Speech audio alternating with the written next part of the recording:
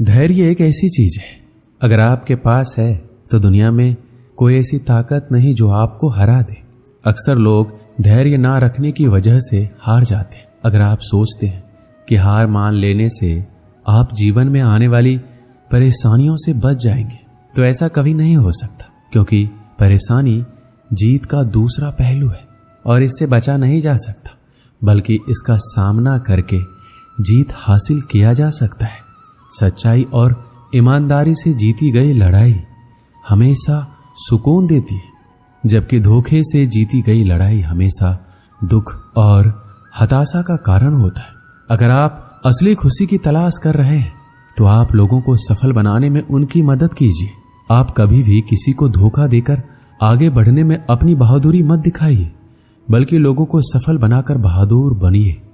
अगर आप जीवन में हारने के बाद एक नई शुरुआत करना चाहते हैं तो आपको अपनी अंदरूनी ताकत को जगाना होगा और खुद में विश्वास रखते हुए आगे बढ़ना होगा। सफलता हमेशा लोगों के काम करने की क्षमता में छुपी होती है, इसलिए आपको अपनी काम पूरी क्षमता के साथ करना चाहिए ताकि आप जीवन में सफलता हासिल कर सके। डर के साथ सफल होना मुश्किल नहीं, नामुमकिन है, क्योंकि डर हमेशा आपको अपनी क्षमता के अनुसार काम करने से रोकता है। इसलिए आप खुद को डर से दूर रखें और जीवन में सफल बने।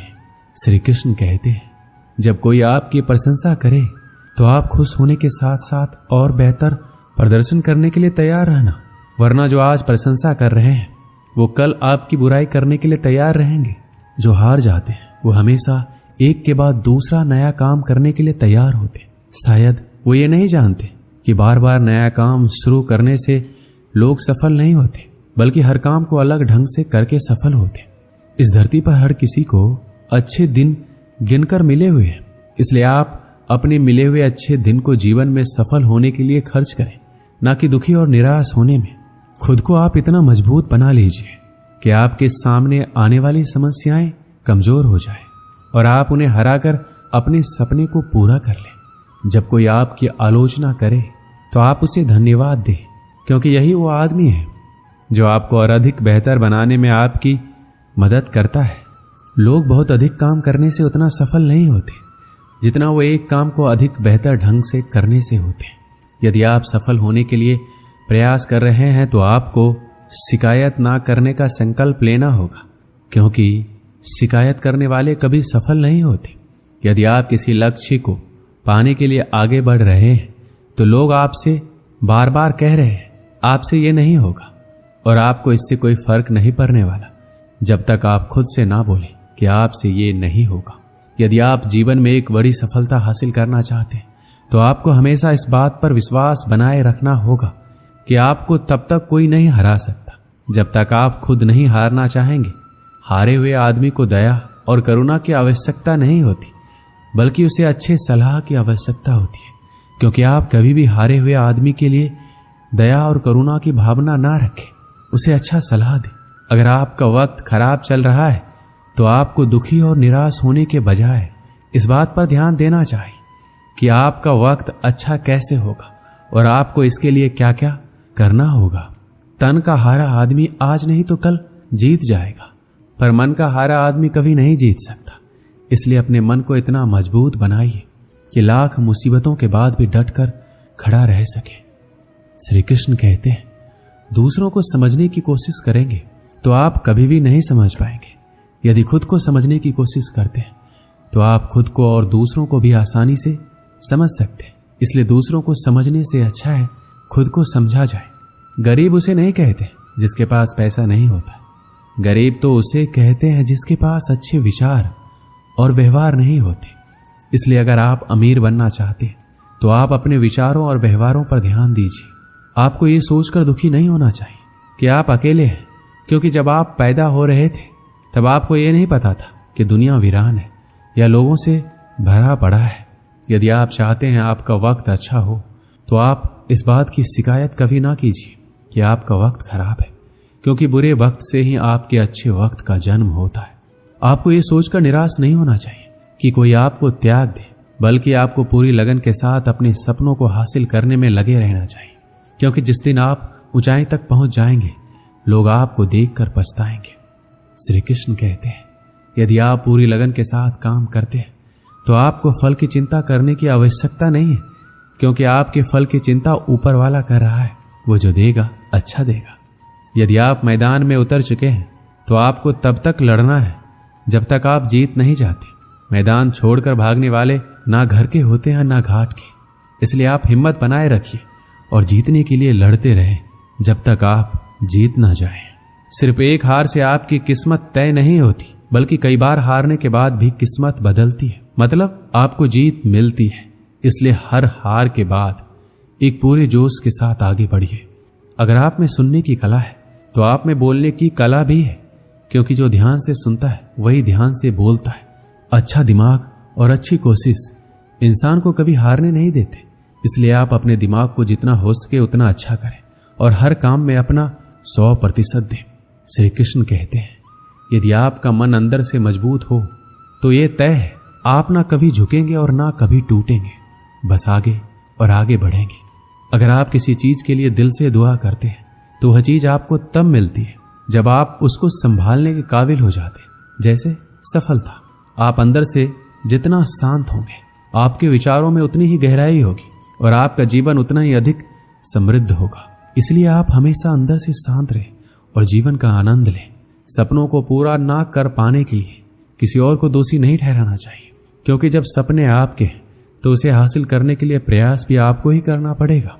जब आपका मन ये कहने लगे कि आप सब कुछ छोड़ दें तो आपको सावधान हो जाना चाहिए, क्योंकि आपका मन कमजोर हो रहा है। इसलिए मजबूती बनाए रखिए और अपने काम पर पूरा ध्यान केंद्रित कीजिए। श्री कृष्ण कहते हैं, आदमी एक लक्ष्यों की मांग करने वाला प्राणी है। उसकी जिंदगी का तभी अर्थ है जब वो अपने लक्ष्यों के लिए प्रयास करता रहे, उन्हें प्राप्त करता रहे। एक नौजवान व्यक्ति को आगे बढ़ने के लिए उसे हर संभव तरीके से अपना विकास करना चाहिए। ऐसा कभी भी संदेह नहीं करना चाहिए कि कोई उसके रास्ते में रुकावट हो सकता है। जीवन में अपनी वर्तमान स्थिति के बारे में शिकायत करना बेकार है। उसके बजाय इससे ऊपर उठने के लिए कुछ कीजिए। अमीर और गरीब में ये एकमात्र अंतर है, और वो अंतर ये है कि आप अपने समय का इस्तेमाल कैसे करते हैं। पैसे के लिए काम करके कोई भी कभी अमीर नहीं बन सकता। पैसा आपके लिए काम करे ऐसा हुनर सीखना होगा। सबसे बड़ी गर्व की बात कभी ना गिरने में नहीं है, बल्कि हर बार गिरकर उठने में है। एक समय की बात है, एक दयालु व्यापारी सुबह सुबह पार्क में टहल रहा था। अचानक उसकी नजर एक ऐसे आदमी पर पड़ी जो फटेहाल, परेशान और निराश था। उसे देखकर वह दयालु व्यापारी को दया आ गई। वह उसके करीब गया और उससे उसकी परेशानी का कारण पूछा। तो उसने रोते हुए कहा, मैं अब जीना नहीं चाहता हूं, अब मैं मर जाना चाहता हूं। उस दयालु व्यापारी ने दोबारा पूछा, आखिर तुम मरना क्यों चाहते हो? ऐसा क्या हो गया कि तुम जीना नहीं चाहते? उस परेशान आदमी ने जवाब दिया, मेरा सब कुछ बर्बाद हो गया। मेरा व्यापार, मेरी जमा पूंजी, और यही नहीं, मेरे सर पर बहुत ही ज्यादा कर्ज हो गया। मुझे समझ में नहीं आ रहा है कि मैं क्या करूं। सारे रास्ते बंद हो गए। अब मेरा मर जाना ही अच्छा होगा। उस दयालु व्यापारी ने मन ही मन सोचा, यह आदमी तो अंदर से पूरी तरह से टूट गया है, मुझे इसकी मदद करनी होगी। उस दयालु व्यापारी ने उस परेशान आदमी को उसके बताए गए जरूरत के हिसाब से उसे एक चेक काट कर दिया और उससे बोला, मैं ठीक 6 महीने बाद इसी दिन और इसी तारीख को मैं इस पार्क में तुम्हारा इंतजार करूंगा। जितने पैसे का मैंने तुम्हें चेक दिया है उतने पैसे का तुम मुझे चेक दोगे। उस परेशान आदमी ने कहा, मैं ये आपका उपकार कभी नहीं भूलूंगा। मैं ठीक 6 महीने के बाद इसी दिन इसी तारीख इसी जगह पर चेक के साथ मिलूंगा। दयालु व्यापारी और परेशान आदमी दोनों अपनी अपनी मंजिल की ओर चल दिए। परेशान आदमी अब परेशान नहीं था, वह खुश था, क्योंकि उसके पास इतने पैसों का चेक था जिससे वह अपनी सारी परेशानी दूर कर सकता है।